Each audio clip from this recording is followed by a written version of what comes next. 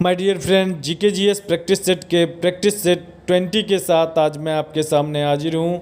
जैसा कि आप जानते हैं, मैं प्रतिदिन 100 चुनिंदा क्वेश्चंस का एक प्रैक्टिस सेट करवाता हूँ और यह पूर्ण प्रैक्टिस सेट होता है। फुल प्रैक्टिस सेट कहने का मतलब यह है कि सामान्य अध्ययन के प्रत्येक सेक्शन से आपको क्वेश्चंस देखने को मिलेंगे। आप चाहे जिस भी एग्ज़ाम की तैयारी करते हो, रेलवे एनटीपीसी, बिहार दरोगा, यूपी दरोगा, यूपी पीएससी या फिर आप एसएससी की तैयारी करते हो, तो आपके लिए यह वीडियो बहुत ही बेनिफिशियल होने वाला है। आप अगर चैनल पे नए हैं तो चैनल को सब्सक्राइब करना ना भूलें और इससे पहले इस सीरीज में बनाए गए 19 वीडियोज़ आपको प्लेलिस्ट में मिलेंगे, आप उन्हें भी अवश्य देखिए। तो आप मेरे साथ वीडियो के लास्ट तक बने रहिए। आज का पहला प्रश्न है, भीम का पूर्ण रूप क्या है? BHIM, इसका पूर्ण रूप क्या है?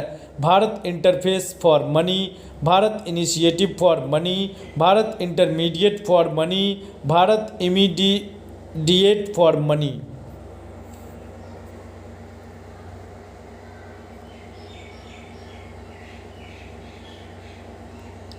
सही आंसर होगा Bharat interface for money.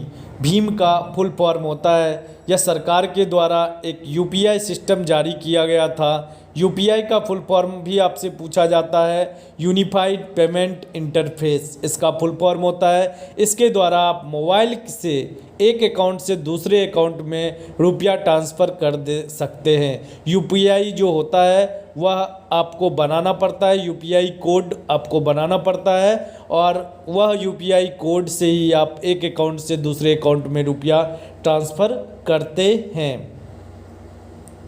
Gujarat के किस जिले को भारत का मैनचेस्टर नाम से जाना जाता है? वडोदरा, सूरत, कच्छ, अहमदाबाद।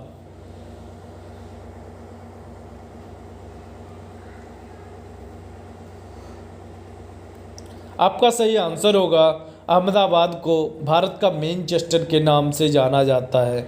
मैनचेस्टर क्यों कहा जाता है, आप ये समझने का प्रयास कीजिए। 1947 में जब अंग्रेज भारत से चले गए थे, तब तक अहमदाबाद जो था वह कपड़ों के उद्योग में अग्रणी हो चुका था और इसीलिए उसे भारत का मैनचेस्टर कहा जाने लगा।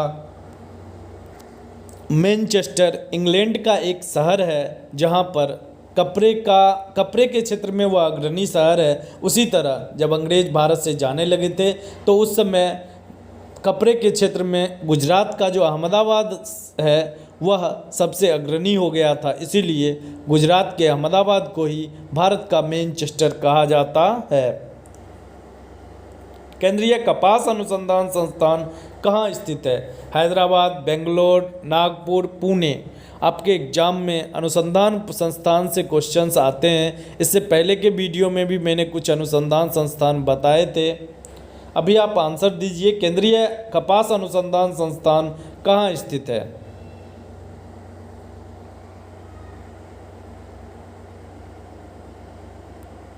सही आंसर होगा नागपुर में केंद्रीय कपास अनुसंधान संस्थान स्थित है। कपास के उत्पादन के लिए काली मिट्टी की आवश्यकता होती है। काली मिट्टी को ही रेगूर मिट्टी भी कहा जाता है। मैं कुछ अन्य संस्थानों के बारे में बताऊं, जैसे औषधि अनुसंधान संस्थान, तो यह कहाँ स्थित है? यह लखनऊ में स्थित है। औद्योगिक विष अनुसंधान संस्थान, यह कहाँ स्थित है? यह भी लखनऊ में ही स्थित है। दोनों ही विष और अमृत दोनों कहाँ से रिलेटेड है? लखनऊ से रिलेटेड है। इससे एक और क्वेश्चन पूछा जाता है कि वन अनुसंधान संस्थान कहाँ है, तो यह देहरादून में स्थित है। इस तरह अगर मेरे पिछले वीडियो को देखिए, उसमें मैंने लगभग 20 इम्पोर्टेंट जो अनुसंधान संस्थान हैं उनके बारे में मैंने बताया है। तो आपका यहाँ पे आंसर होगा केंद्रीय कपास अनुसंधान संस्थान नागपुर में स्थित है। लोकसभा में एक दिन में तारांकित प्रश्नों की अधिकतम संख्या कितनी होती है? आपको बताना है। तारांकित प्रश्न लोकसभा में पूछे जाते हैं, इसकी अधिकतम संख्या कितनी होती है? 25, 20, 30, 35।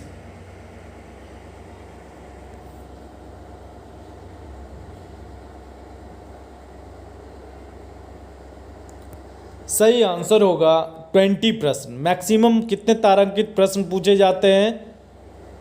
20 प्रश्न पूछे जाते हैं। तारांकित प्रश्नों का मतलब होता है जिसमें स्टार लगा हुआ हो, जो ज़्यादा इम्पोर्टेंट का विषय हो उस पर प्रश्न पूछे जाते हैं। और ये तारांकित प्रश्न मौखिक रूप से पूछे जाते हैं, मौखिक रूप से जवाब दिया जाता है। चूँकि ये मौखिक रूप से होता है तो अगर आप जवाब दे रहे हैं, कोई भी अगर मंत्री किसी भी प्रश्न का जवाब दे रहे हैं तो उसके अनुपूरक भी प्रश्न हो सकते हैं, क्रॉस क्वेश्चन भी किया जा सकता है। तो इसीलिए एक दिन में लोकसभा में मैक्सिमम 20 ही प्रश्न पूछे जाते हैं। अकबर की मृत्यु 16 अक्टूबर 1605 ईस्वी में किस कारण से हुई थी? जहर खाने से, युद्ध में मारे जाने से, अतिसार रोग से या फांसी लगाकर?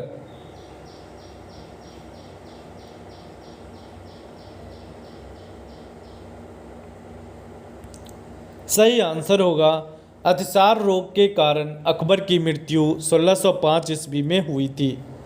आपसे ये भी क्वेश्चन पूछे जाते हैं कि अकबर का मकबरा कहाँ पर स्थित है? अकबर का जो मकबरा है वह सिकंदरा, आगरा से कुछ किलोमीटर की दूरी पर सिकंदरा स्थित है। वहीं पे अकबर का मकबरा बनाया गया है। अकबर ने इसे खुद प्रारंभ किया था, परंतु बाद में इसके ही बेटे जहांगीर, जिसे सलीम के भी नाम से बचपन में जाना जाता था, तो उसने इस कार्य को पूरा किया था। तो 2 प्रश्न यहाँ से बनते हैं। एक, किस कारण से मृत्यु हुई है? अतिसार के कारण। कब मृत्यु हुई है? 1605 ईस्वी में। और इसका मकबरा कहाँ पे है? सिकंदरा में स्थित है। मियावाकी पद्धति किससे संबंधित है? आपको बताना है आपदा प्रबंधन से, समुद्री संरक्षण से, पौधारोपण से, भूकंप रोधी पद्धति है। ये किस प्रकार की पद्धति है? मियावाकी पद्धति।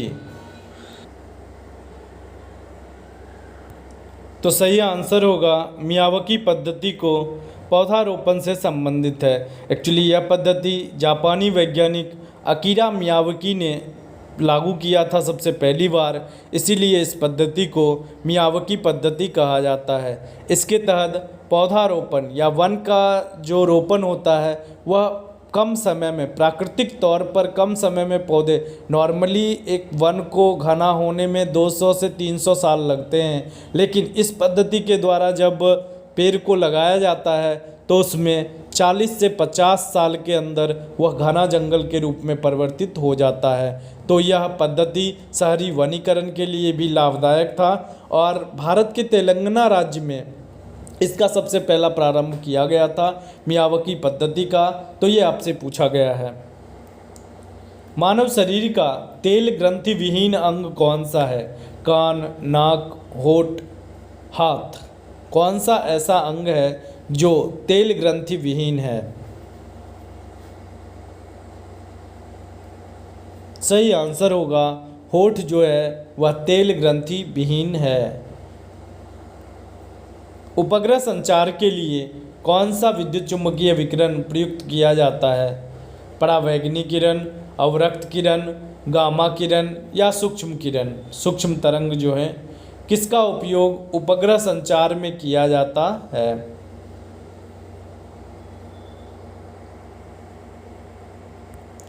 सही आंसर होगा सूक्ष्म तरंगों का उपयोग उपग्रह संचार में किया जाता है। एशिया महाद्वीप में कितने प्रतिशत लोग निवास करते हैं? 50, 60, 70, 40।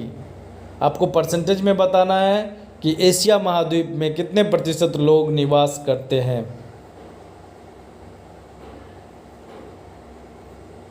सही आंसर होगा एशिया महाद्वीप में 60% लोग निवास करते हैं। अगला प्रश्न है, आल्प्स पर्वत की चोटी कहाँ स्थित है? सिक्किम, हिमाचल, नेपाल, मैटरहट्टन।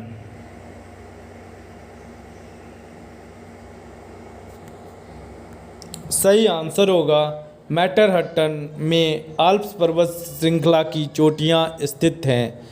ये आल्प्स जो पर्वत श्रृंखला है यह यूरोप की पर्वत श्रृंखला है और इसकी सबसे ऊंची जो चोटी है यह माउंट ब्लैक है। तो आपसे ये भी पूछा जाता है आल्प पर्वत श्रृंखला किस महाद्वीप में स्थित है? यूरोप में स्थित है। और इसकी सबसे ऊंची चोटी कौन सी है? Mount black. अगला प्रश्न है, सदाबहार वन में कितना सेंटीमीटर वर्षा होता है? 300 से अधिक, 200 से अधिक, 200 से कम या 150 से कम? कितने सेंटीमीटर बारिश होती है?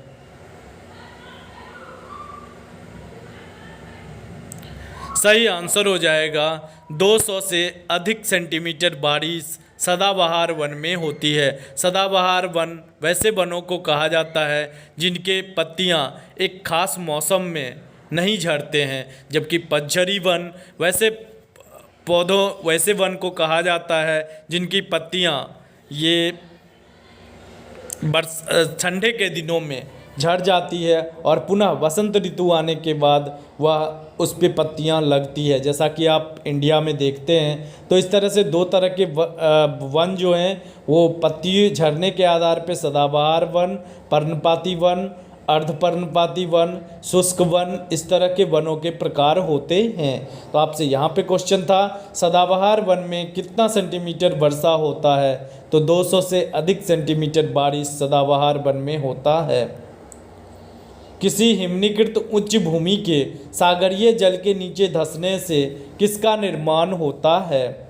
हैफा तट का, रिया तट का, निर्गत तट का या फ्योर्ड तट का? कहीं फियर्ड आपको लिखा रहेगा, कहीं फ्योर्ड लिखा रहेगा। तो सही आंसर है फ्योर्ड तट का निर्माण किसी हिमनीकृत जो उच्च भूमि होता है उसका नीचे धंसने के फलस्वरूप होता है। और इसमें जो आपका निर्माण होता है। अगला प्रश्न है, अर्धपतझड़ वन में कितना सेंटीमीटर बारिश होता है? 200 से कम, 200 से अधिक, 150 से कम या 150 से अधिक?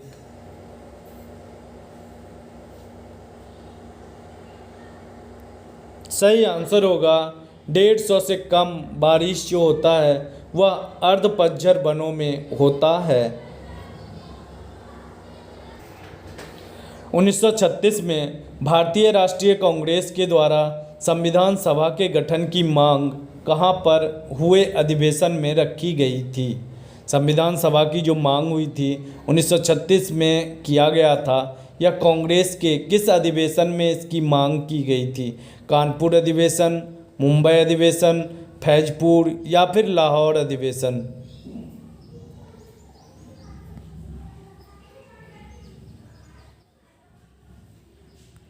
सही आंसर होगा फैजपुर अधिवेशन में ही भारतीय राष्ट्रीय कांग्रेस के द्वारा संविधान सभा के गठन की मांग रखी गई थी, जिस संविधान सभा का निर्माण 9 दिसंबर 1946 ईस्वी को इसकी पहली बैठक हुई थी। होली लैंड या पवित्र भूमि इनमें से किस स्थान को कहा जाता है? जापान, इजराइल, भारत, फिलिस्तीन?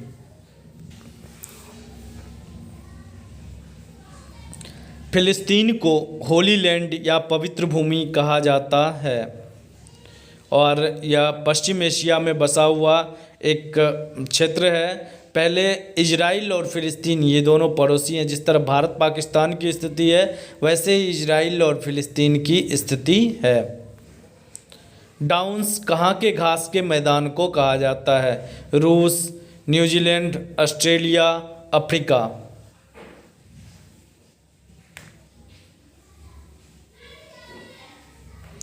सही आंसर होगा ऑस्ट्रेलिया के घास के मैदान को डाउन्स के नाम से जाना जाता है।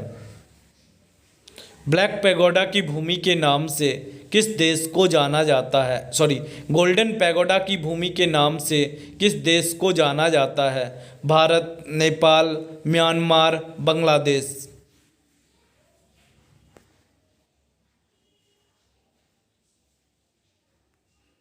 सही आंसर होगा म्यांमार को, जिसे बर्मा भी कहा जाता है, इसे ही ब्लैक पैगोडा की भूमि के नाम से जाना जाता है। भारत चीन सीमा रेखा को किस नाम से जाना जाता है? Red Cliff line, Durand line, McMahon line, इनमें से कोई नहीं?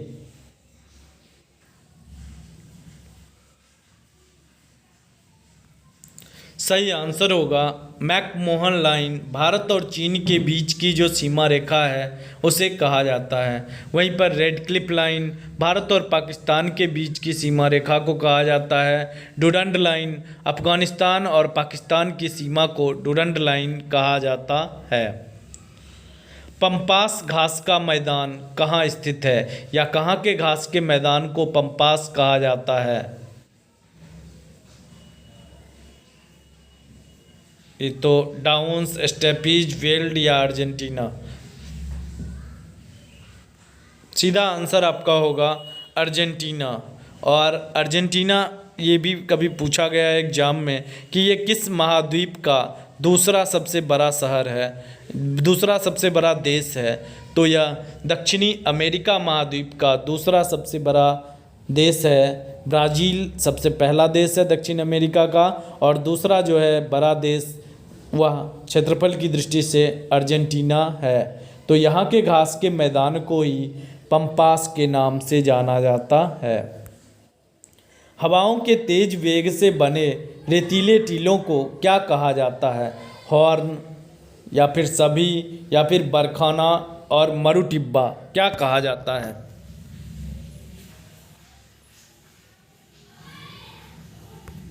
सही आंसर होगा हवा के तेज वेग से बने रेतीले टीलों को मरुटिब्बा के नाम से जाना जाता है। यह मुख्यतः मरुस्थलीय क्षेत्रों में बनती है। जब तेज हवाएं चलती है तो रेत को, जो बालू के कण होते हैं, उनको उठा के एक जगह से दूसरे जगह जमा कर देता है। उस जमा हुए रेतीले बालू के ढेर को ही हम मरुटिब्बा कहते हैं। सवाना किस देश के घास के मैदान को कहा जाता है? Australia, Brazil, America, Africa. सही आंसर हो जाएगा अफ्रीका के घास के मैदान को सवाना कहा जाता है। मैसूर से बदलकर इसका नाम कर्नाटक कब रखा गया? 1882 ईस्वी में, 1876 ईस्वी में, 1954 ईस्वी में या 1973 ईस्वी में? मैसूर से नाम बदलकर कर्नाटक कब रखा गया?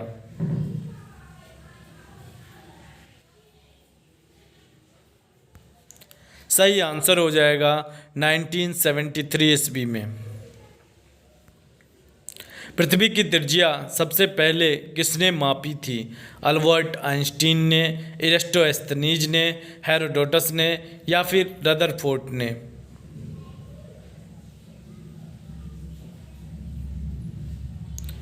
ये सभी एग्जाम के पूछे गए क्वेश्चंस हैं। सही आंसर होगा इरेस्टोस्थनीज ने पृथ्वी की त्रिज्या सबसे पहले मापी थी। एक्सरे का खोज किसने किया था? रमजान ने, जॉनसन ने, रॉन्टजेन ने या फिर रदरफोर्ड ने?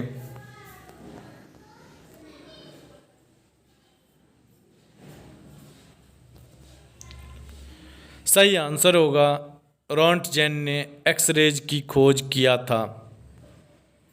जैन धर्म को अंतिम राजकीय संरक्षण किस वंश के शासकों ने दिया था? जैन धर्म जब समाप्त होने की कगार पर था तो लास्ट संरक्षण किस राजवंश में जैन धर्म को बहुत ज़्यादा महत्व लास्टली दिया गया था। उसके बाद किसी भी राजवंश ने उसका बढ़ावा नहीं किया। तो ये ऑप्शन है आपका बंगाल के पाल ने, बंगाल के सेन ने, गुजरात के चालुक्य ने, इनमें से कोई नहीं।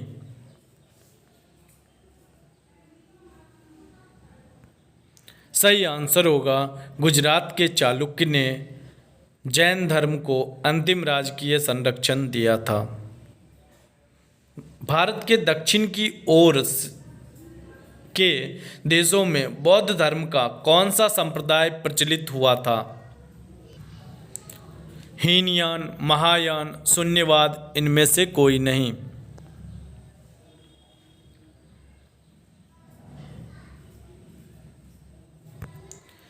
दक्षिण के ओर जो भी भारत के देश हैं उन सभी देशों में बौद्ध धर्म का जो था वह महायान संप्रदाय प्रचलित हुआ था। मैं आपको बता दूं कि बौद्ध धर्म बुद्ध के मृत्यु के 100 वर्ष के बाद जब उसका द्वितीय बौद्ध संगति वैशाली में हुआ था, तब बौद्ध धर्म दो भाग में बट गया था। एक हीनयान संप्रदाय के लोग थे, एक महायान संप्रदाय के लोग थे। जो मूल संप्रदाय के लोग थे वो हीनयान कहलाए, और जो उस धर्म से अलग हुए थे वो महायान संप्रदाय के लोग कहलाए। तो आपसे पूछा गया है कि भारत के दक्षिण की ओर जो भी देश थे उसमें बौद्ध धर्म का कौन सा प्रकार प्रचलित था। तो यहाँ पे आपका सही आंसर होगा हीनयान। जो ए नंबर है वो आपका सही आंसर होगा। हीनयान संप्रदाय जो था वह प्रचलित था। विश्व में बॉक्साइट का सबसे बड़ा उत्पादक कौन है। तो अमेरिका, चिली, ऑस्ट्रेलिया, जमाइका। आपको आंसर देना है कौन सा जो संप्रदाय है वह बॉक्साइट का सबसे बड़ा उत्पादक था।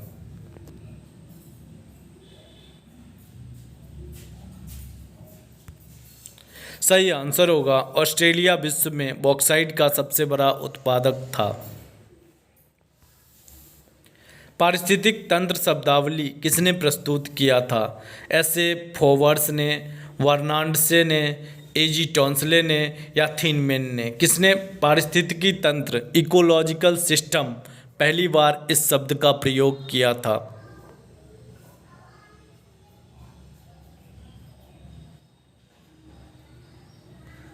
सही आंसर होगा एजी टॉन्सले ने पारिस्थितिकी तंत्र का प्रयोग किया था। निम्नलिखित में से कौन सा एक अन्य तीनों के समकालीन नहीं है। मतलब ये 4 राजा दिए गए हैं और आपको बताना है कि कौन एक दूसरे के समकालीन नहीं थे। बिंबिसार, गौतम बुद्ध, प्रसेनजीत, मिलिंद।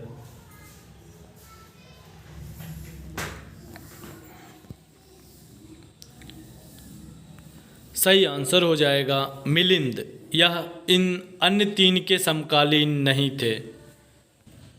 ये राजा प्रसेनजीत, बिंबिसार जो हर्यक वंश के संस्थापक थे, और गौतम बुद्ध, ये तीनों आपस में समकालीन थे। प्राचीनतम विश्वविद्यालय कौन सा था। गांधार, कन्नौज, नालंदा या फिर वैशाली। कौन सा विश्वविद्यालय सबसे प्राचीनतम विश्वविद्यालय था। सही आंसर होगा नालंदा विश्वविद्यालय सबसे प्राचीन विश्वविद्यालय था, जिसकी स्थापना कुमार गुप्त ने किया था। एक और आपसे पूछा जाता है विक्रमशिला विश्वविद्यालय की स्थापना किसने किया था।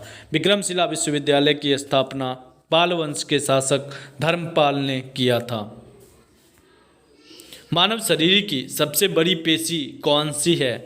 ग्लूटियस मैक्सिमस, यकृत, हृदय, ग्लूटियस वेनोकोवा।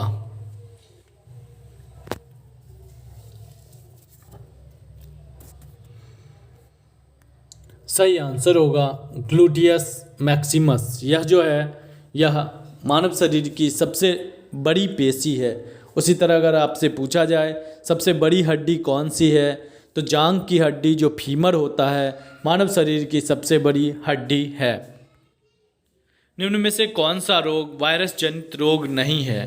यहाँ पे आपको 4 रोग दिए गए हैं, आपको बताना है कि कौन सा रोग वायरस से नहीं होता है। पोलियो, एड्स, दांत, डेंगू ज्वर।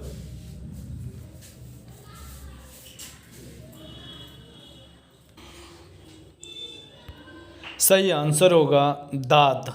यह कवक के कारण होने वाला बीमारी है, जबकि अन्य सभी रोग पोलियो, एड्स और डेंगू ज्वर जो डेंगू फीवर होता है ये सभी वायरस से होने वाले रोग हैं।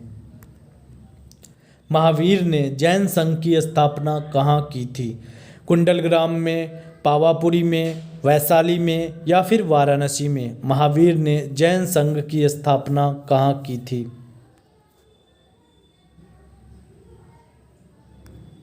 सही आंसर होगा पावापुरी में महावीर ने। बी नंबर आपका सही आंसर होगा।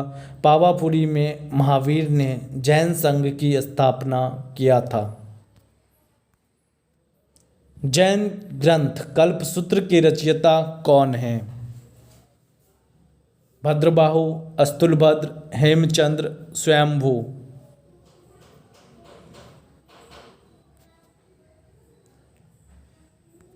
सही आंसर होगा ए नंबर, भद्रबाहु। यह जैन धर्म के कल्पसूत्र जो है उसके रचयिता हैं। वेबसाइट के मेन पेज को क्या कहा जाता है?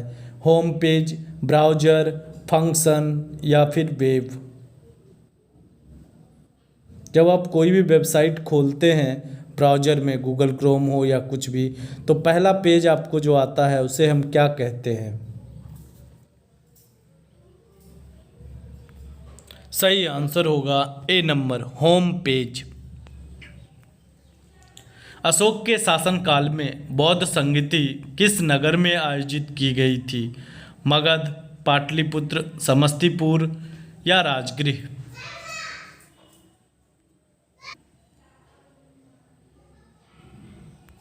सही आंसर होगा बी नंबर, पाटलिपुत्र। आप जानते हैं पहली बौद्ध संगति राजगृह में आयोजित हुई थी, दूसरी बौद्ध संगति वैशाली में आयोजित हुई थी और तीसरी बौद्ध संगति अशोक के शासनकाल में पाटलिपुत्र में आयोजित हुई थी। निम्न में से कौन सा स्थल पार्श्वनाथ से संबंध होने के कारण जैन सिद्ध क्षेत्र माना जाता है? पार्श्वनाथ ये जैन धर्म के 23वें तीर्थंकर थे। महावीर स्वामी जैन धर्म के 24वें तीर्थंकर थे। तो आपसे यहाँ पे पूछा गया है पार्श्वनाथ से कौन सा जगह संबंधित है? चंपा, पावा, सम्मेद शिखर या फिर उज्जयंत। ये सभी जगह के नाम हैं, तो आपको बताना है। सही आंसर होगा सम्मेद शिखर। यह जैन सिद्ध क्षेत्र माना जाता है और यही पार्श्वनाथ से संबंधित है। सारनाथ में बुद्ध का प्रथम प्रवचन कहलाता है महाविनिष्क्रमण, महापरिनिर्वाण, महामस्तकाभिषेक या फिर धर्मचक्र परिवर्तन।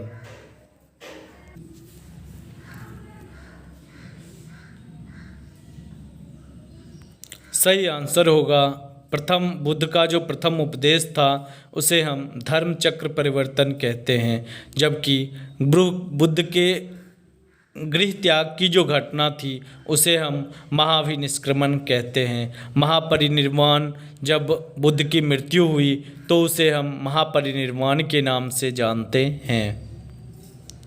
भारत में सबसे प्राचीन विहार है नालंदा, उदंतपुरी, विक्रमशिला, भाजा।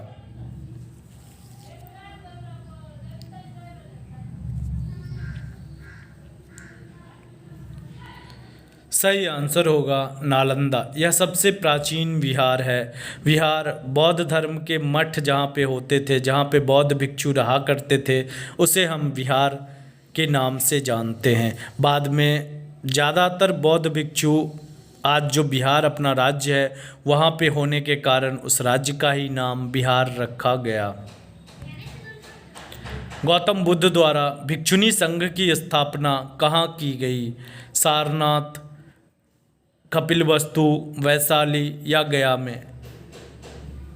मैं आपको एक बार फिर से बताना चाहूँगा, ये सारे क्वेश्चंस थोड़े टेढ़े जरूर हैं, लेकिन ये सभी क्वेश्चंस एग्जाम के पूछे गए हैं।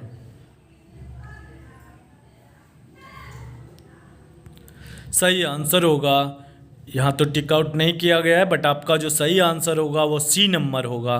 गौतम बुद्ध द्वारा भिक्षुनी संघ की स्थापना वैशाली में किया गया था। भिक्षुनी संघ की स्थापना वैशाली में किया गया था। जातक किसका धर्म ग्रंथ है? वैष्णव का, जैन का, बौद्ध का या फिर शैव धर्मावलंबियों का? किस धर्मावलंबियों का पवित्र ग्रंथ जो है वह जातक है?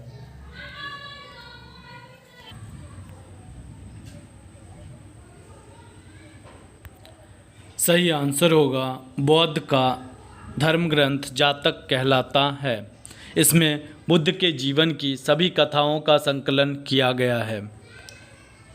कनिष्क के शासनकाल में चतुर्थ बौद्ध संगति या सभा किस नगर में आयोजित किया गया था? मगध, पाटलिपुत्र, कुंडलवन कश्मीर या फिर राजगृह।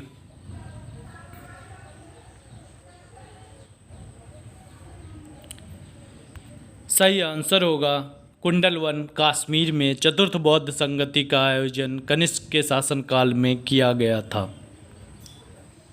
महावीर की मृत्यु के बाद जैन संघ का अगला अध्यक्ष कौन हुआ? गोसाल, मल्लीनाथ, सुधर्मन स्वामी या फिर वज्र स्वामी?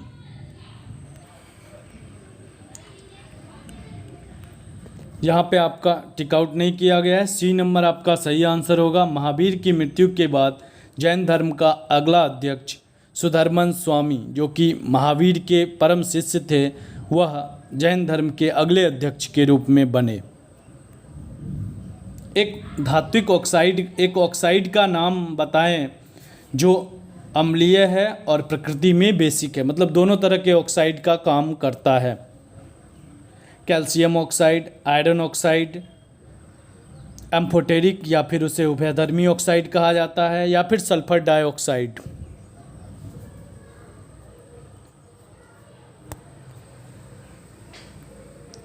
सही आंसर होगा सी नंबर, उभयधर्मी ऑक्साइड, या इंग्लिश में उसे एम्फोटेरिक ऑक्साइड कहा जाता है।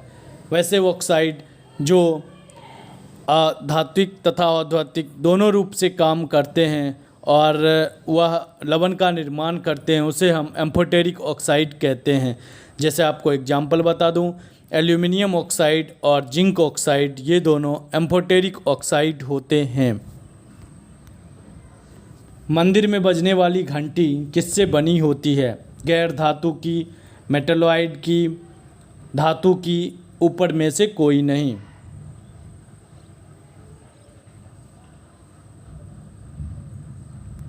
सही आंसर होगा सी नंबर, जो मंदिरों में बजने वाली घंटी होती है वह धातु की बनी होती है। धातु का आप गुण जानते हैं, आघातवर्धता, तन्यता, सोनोरस, ये सारे जो गुण होते हैं, इसी के कारण धात्विक ऑक्साइड का उपयोग घंटी में किया जाता है। जो गिरने पे आवाज़ करता हो, टकराने से आवाज़ करता हो, वो धातु ही होता है।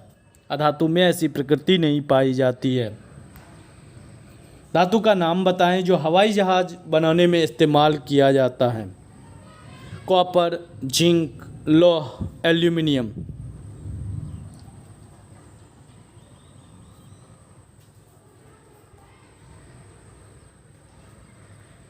हवाई जहाज़ के निर्माण में मुख्यतः हल्की धातुओं का इस्तेमाल किया जाता है, तो एल्यूमिनियम का इस्तेमाल हवाई जहाज़ के निर्माण में किया जाता है। मानव शरीर में परिसंचरण तंत्र के अंतर्गत रक्त महाधमनी में प्रवेश करती है। किससे होकर महाधमनी में प्रवेश करती है? बाएं धमनी से, बाएं सिरा से, दाएं धमनी से या दाएं सिरा से?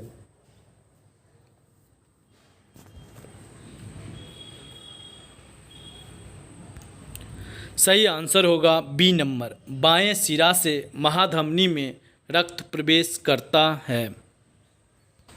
यहाँ पे मैं आपको बता दूं कि सिरा से अशुद्ध रक्त प्रवाहित होता है, जबकि धमनी से शुद्ध रक्त प्रवाहित होता है। शुद्ध रक्त कहने का मतलब वह है जिसमें ऑक्सीजन मिला हुआ होता है।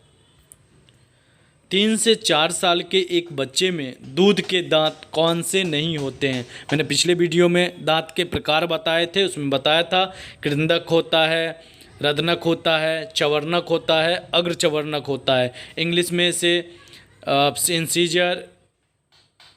इंसीजर कहा जाता है। उसके बाद फिर प्रीमोलार, मोलार, ये सारे दांत के प्रकार होते हैं। तो इसमें आपको बताना है कि बच्चे में जो होते हैं वह कौन सा नहीं होता है। सही आंसर होगा सी नंबर, चवर्णक। मोलार जो दांत होते हैं, जो कि अक्लचाव भी कहा जाता है, वह बच्चों में नहीं होता है।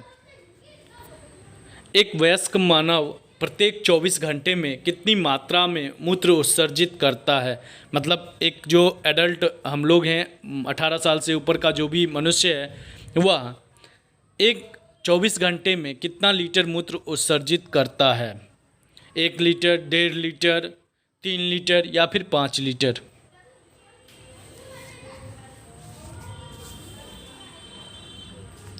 सही आंसर होगा 24 घंटे में 1.5 लीटर मूत्र उत्सर्जित करता है। एक सर्वदाता व्यक्ति का रक्त समूह होता है जिसे हम इंग्लिश में यूनिवर्सल डोनर कहते हैं, जो हर ग्रुप समूह के व्यक्ति को रक्तदान कर सकता है। वह कौन सा है? ए बी, ओ या फिर बी?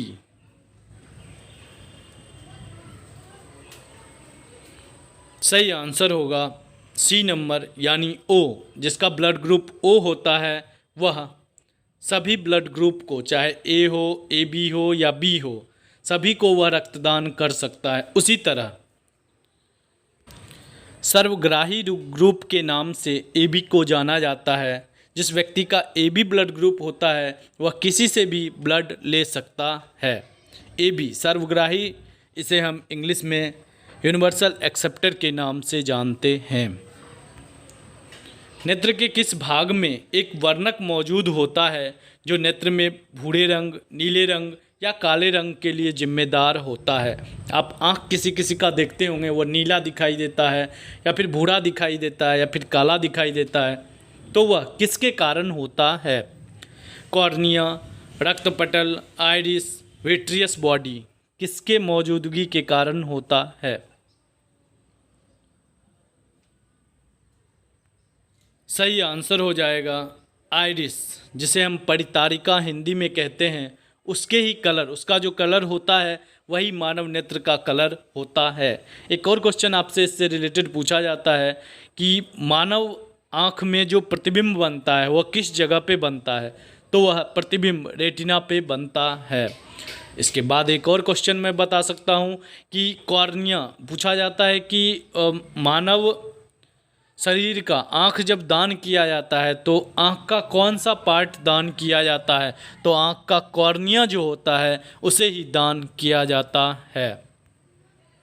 निम्नलिखित में से बुद्ध के जीवन काल में ही संघ प्रमुख होना चाहता था? कौन सा ऐसा व्यक्ति था जो बुद्ध के ही जीवन काल में संघ प्रमुख होना चाहता था? देवदत्त, महाकंप, उपाली, आनंद, ये सभी उनके शिष्यों के नाम हैं। आपको नाम बताना है कौन बुद्ध के जीवन काल में ही संघ प्रमुख होना चाहता था।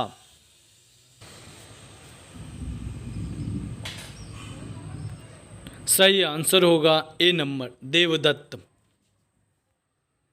बौद्ध धर्म ग्रहण करने वाली पहली महिला कौन सी थी? यशोधरा, महामाया, महाप्रजापति गौतमी, बिंबा।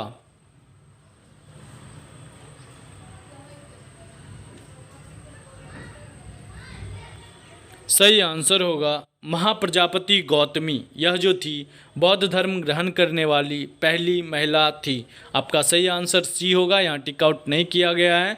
सही आंसर आपका सी होगा। महावीर की मृत्यु कहाँ हुई थी? श्रवणबेलगोला, लुम्बिनी, कुल गुमले या फिर पावापुरी, कहाँ पे महावीर की मृत्यु हुई थी? सही आंसर होगा पावापुरी में महावीर की मृत्यु हुई थी। यह बिहार में स्थित है। त्रिरत्न सिद्धांत, सम्यक धारणा, सम्यक चरित्र, सम्यक ज्ञान, ये तीनों चीज़ किस धर्म की महिमा है? मतलब किस धर्म से जुड़े हुए हैं? सब त्रिरत्न सिद्धांत जो है जिसमें तीन चीज़ आते हैं, सम्यक धारणा, सम्यक चरित्र और सम्यक ज्ञान, ये किस धर्म से जुड़े हुए हैं? बौद्ध धर्म, ईसाई धर्म, जैन धर्म, इनमें से कोई नहीं।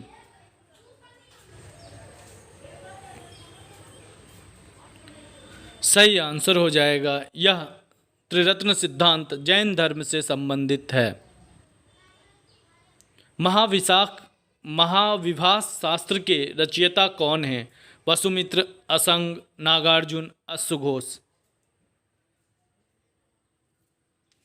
यह बौद्ध धर्म से जुड़ा हुआ है महाविभास, और इसके रचयिता कौन हैं?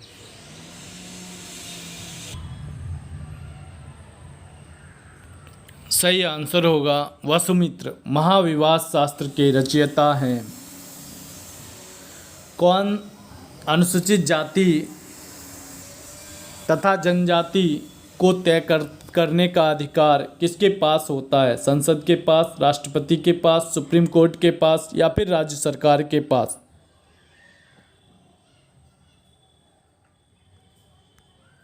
सही आंसर होगा बी नंबर। राष्ट्रपति के पास यह अधिकार होता है कि कौन सा व्यक्ति अनुसूचित जनजाति मतलब अनुसूचित जनजाति तथा जाति को परिभाषित करने का अधिकार किसे होता है? राष्ट्रपति को होता है। भारतीय संविधान के किस भाग में राष्ट्रीय अनुसूचित जाति और जनजाति आयोग तथा अन्य पिछड़ा वर्ग और आंग्ल भारतीयों के लिए विशेष प्रावधान किए गए हैं? भारतीय संविधान के किस भाग में? तो भाग 16, भाग 11, भाग 13 या फिर भाग 21 में।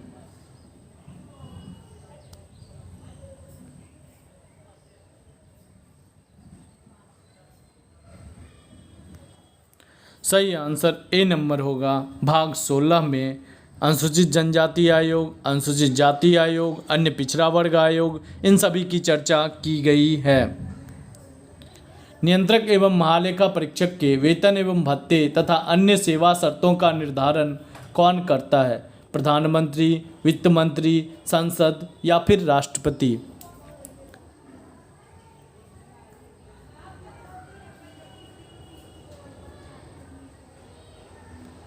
सही आंसर हो जाएगा सी नंबर, यानी संसद नियंत्रक एवं महालेखा परीक्षक के वेतन एवं भत्ते की निर्धारण करता है और इन्हें जैसा कि संचित निधि से ही दिया जाता है वेतन और भत्ते, तो संसद के द्वारा ही निर्धारित किया जाता है।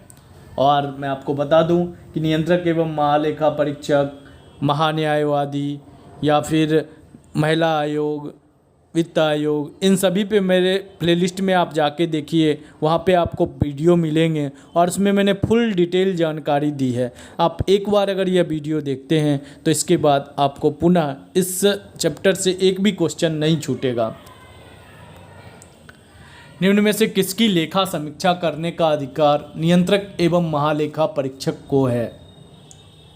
भारत की संचित निधि का, राज्य की संचित निधि का, केंद्र शासित प्रदेश जहां पर विधानसभा है वहां की संचित निधि का, उपर्युक्त सभी। इनमें से किसका लेखा जोखा रखने का अधिकार नियंत्रक एवं महालेखा परीक्षक को है? CAG comptroller and auditor general को है। सही आंसर होगा डी नंबर, यानी भारत की संचित निधि का भी लेखा जोखा रखता है, राज्य की संचित निधि का लेखा जोखा रखता है और प्रत्येक संघ शासित प्रदेश जहाँ पर विधानसभा है वहाँ के जो वित्तीय लेन देन होता है, वित्तीय ब्यौरा होता है, उसका लेखा जोखा नियंत्रक एवं महालेखा परीक्षक रखता है। किस भाषा का ज़्यादा प्रयोग बौद्धवाद के लिए प्रचार के लिए किया गया था? तो बौद्ध धर्म जो था उस समय में कौन सी भाषा ज़्यादा प्रचलित थी? संस्कृत, प्राकृत, पाली, सौर सेनी?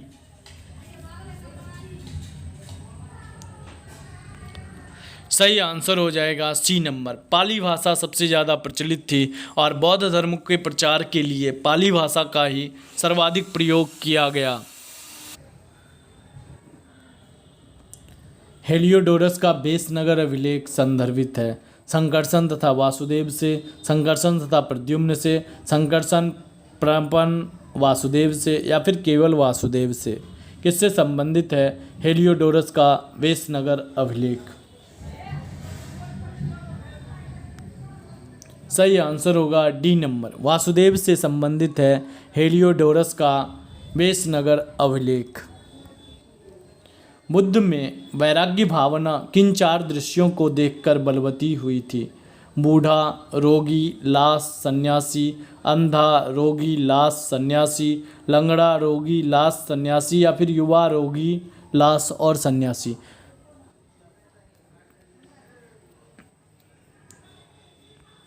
सही आंसर होगा ए नंबर, बूढ़ा, रोगी, लाश और सन्यासी। इन 4 चीज़ों को देखकर बुद्ध में वैराग्य की भावना जागृत हुई थी। तो आज के लिए इतना ही, मिलते हैं प्रैक्टिस सेट 21 के साथ अगले वीडियो में।